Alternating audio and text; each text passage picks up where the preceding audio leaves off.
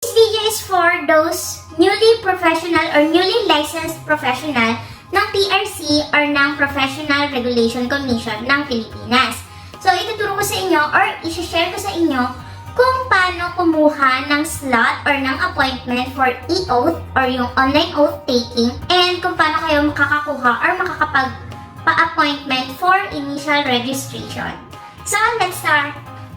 So, unang-unang yung dapat gawin is magkaroon ng LERIS account or yung Licensure Examination and Registration Information System ng PRC. So, ito yung makikita nyo. So, pagka register nyo dito, ayan, may makikita kayong notice na ganito, yung CPD notice, doon sa mga magre-renew pala. Yan, pwede kayong mag-renew kahit hindi nyo pa kompleto yung CPD points nyo. Doon sa PRC, yan, hanggang December 31, 2022. Doon sa mga newly licensed professional naman, ayun, tulad ng sabi ko, kailangan nyo muna mag-register dito sa LERIS. Ito yung makikita nyo. Yan. Then, I agree. Yan. Tapos, yan, input nyo lang yung mga details nyo, then register. So, magre-register kayo dyan. Then, pagka-sign in nyo, ito yung makikita nyo. Yan. So, may advisory dito dun sa mga magpe-petition for change his status or change ng registered name due to marriage. Kailangan nyo po mag-proceed sa nearest regional PRC office nyo para dun po kayo mag-walk-in and mag-aasgaso ng change of status nyo. Ayun. So, wala pa po siyang online. Yan. Pagka-sign in nyo sa LERIS, ito yung makikita nyo, nandito yung personal information nyo, then yung contact details, yan, nandito lahat, family background, education, employment, and yung mga valid IDs nyo. And, yung valid IDs nyo for yung sa PRC. Yan.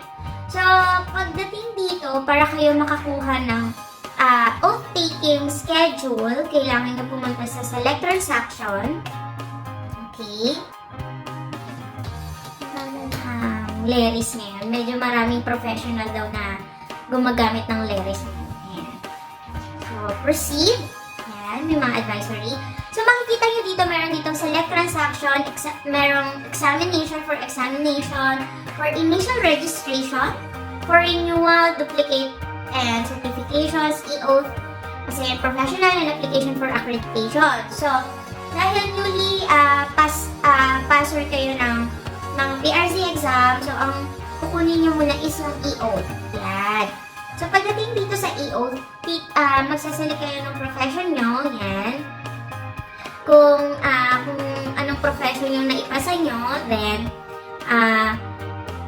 ayan, kunyari, professional teacher. So, lalagay nyo dito yung application number, yan, yung from no one nyo yan, nandun yan sa notice of admission nyo. So, wag na wag yung iwawala yung no one nyo yan dahil napakahalaga nun.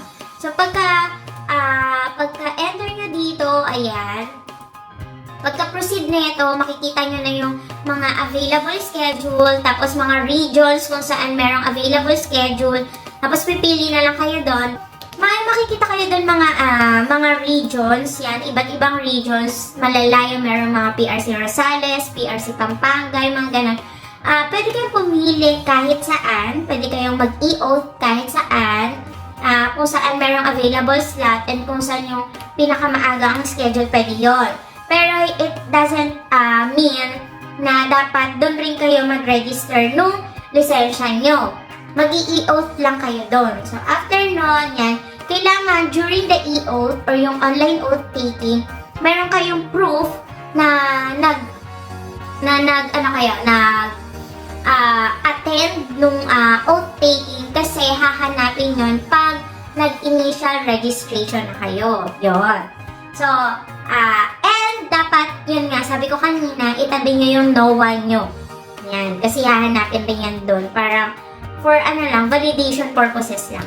Yan. So, libre pala yung e-oath. Walang bayad yun. So, pagka successful na yung pag-appointment nyo or yung pagpili nyo ng schedule, may makikita kayo dun sa existing transaction nyo na e-oath. Yan. Tapos, ipiprint nyo yung document. Yan. Kasi nandito yung panunumpa na kailangan nyong basahin during the online oath taking. Yan. Then, we'll go to initial registration naman. Yan, so for initial registration, kailangan kumpletuhin nyo muna yung mga requirements bago kayo pumunta ng any PRC branch. Yan. Pwede sa regional, pwede sa mga branch, sa mga malls, or kung saan man. Sa mga satellite branches nila. So, first requirement is yung panunumpa, yung binasa nyo during the oath taking. Dapat i-print nyo yun and pirmahan. Then, second requirement is yung passport ID nyo, dalawa. So, white background and yung complete name nyo. Dapat may name tag. Yan. So, dapat naman, doon sa passport size na ID nyo, dapat professional looking kayo. Then, kailangan nyo rin ng mga stamps na pwede nyo na rin bilhin doon sa PRC.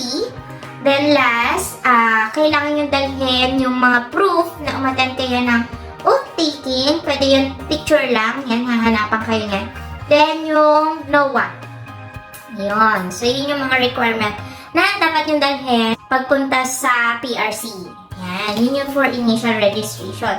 Then, syempre, hindi kayo makakapag-initial registration kung wala kayong appointment. Yan. So, kasi new normal na kailangan lagi kayo may appointment. So, for initial registration, pwede kayo, syempre, pag na-accept na ng PRC na umattend kayo ng e-oath, pwede na kayo dito sa LERIS ulit. Yan. So, meron dito initial registration.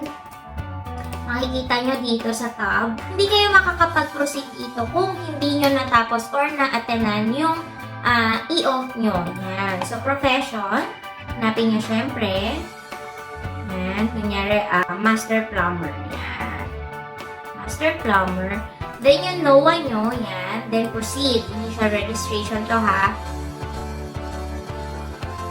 Pagka-proceed, makikita nyo na doon mga schedule, kung kailan open PRC for initial registration or kung saan mga PRC branches lang pwedeng mag-initial registration.